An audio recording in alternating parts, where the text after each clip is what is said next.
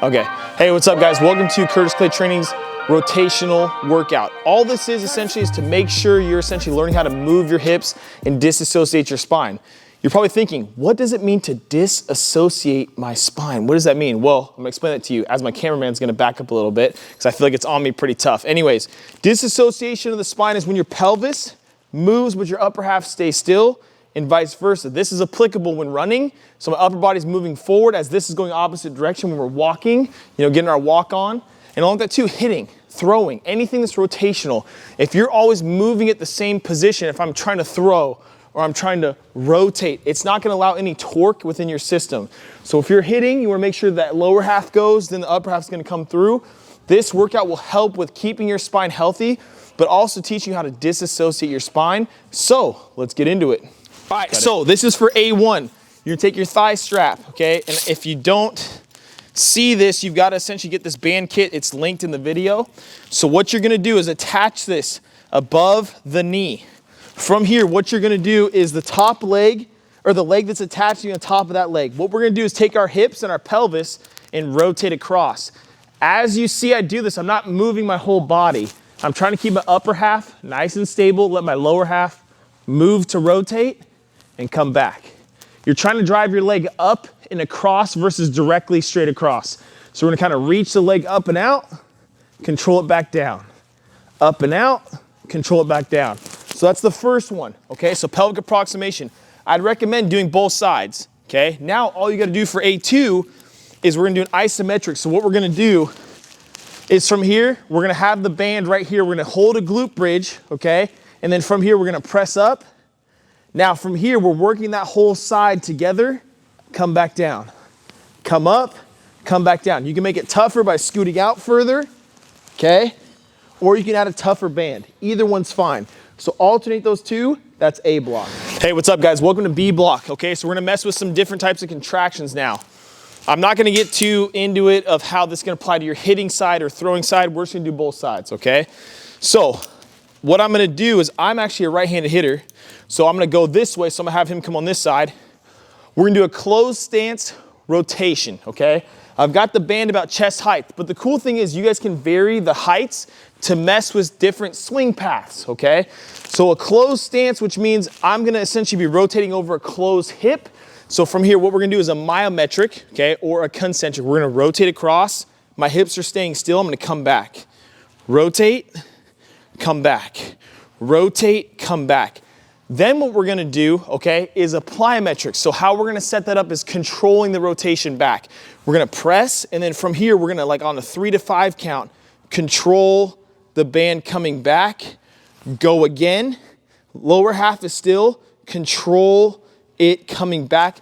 Just my upper body and my arms are moving with it, okay? So we're gonna alternate those two. You'll do one side, and then we'll turn and go the other side. So that's B block. All right, guys, welcome to C block. What we're gonna be doing is a cuff. It's a half kneeling. So this is really wordy, right? So it's like a whole other language. Anyways, I'm just kidding, bad dad joke, but I am a father. So what we're gonna be doing is we're gonna set this up about chest height. Even if you're kneeling, we're going half kneeling cuff rotation, okay?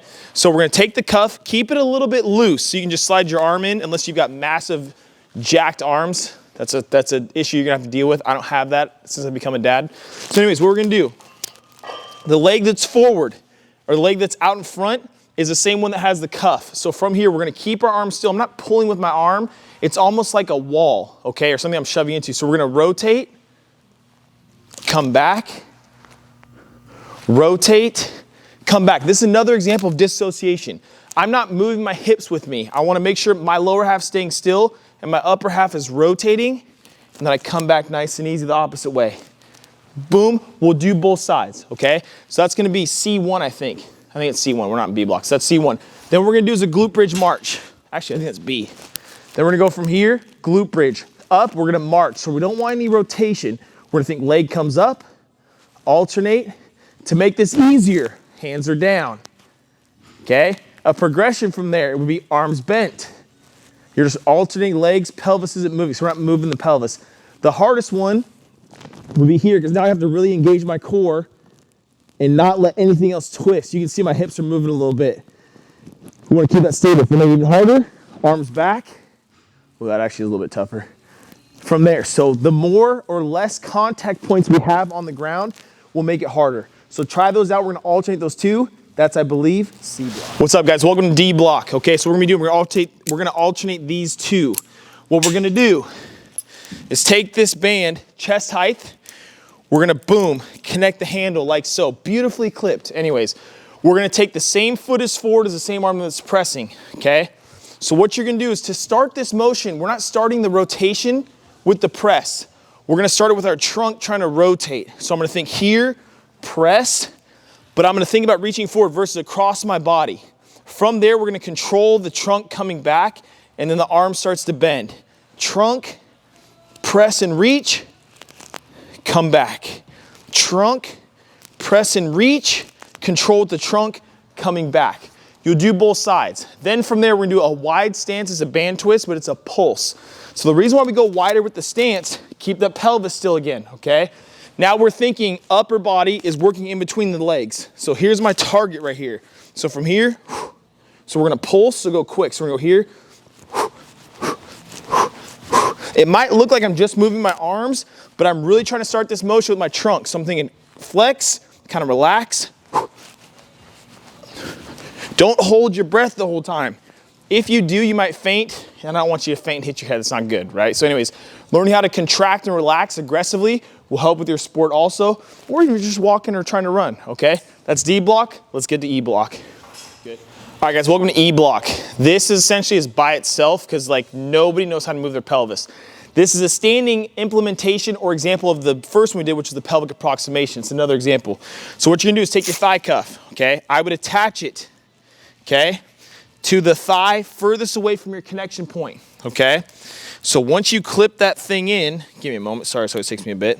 What you're gonna do, we're gonna use that band as a reference point. So I would scoot forward a little bit. And from here, what we're gonna think is keep the upper half still. We're trying to rotate the pelvis. So your reference point is the leg pushing into the band, and then I'm gonna come back. So I'm rotating pelvis. If you feel like you're moving a lot, you can also go into hip bent position so you can rotate. Left leg or the leg closest to the attachment point is driving forward.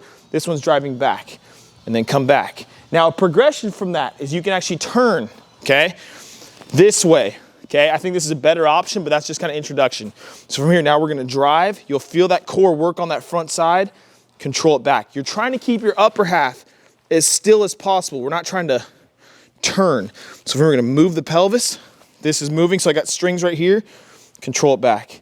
Move at the pelvis, come back. So if you guys can learn how to control your lower back this way, it's gonna minimize the amount of injuries you can get to your low back, like stress fractures, all that kind of stuff, which is like an epidemic when it comes to rotational sports, okay? So that's that block. Let's get to the next one. Good.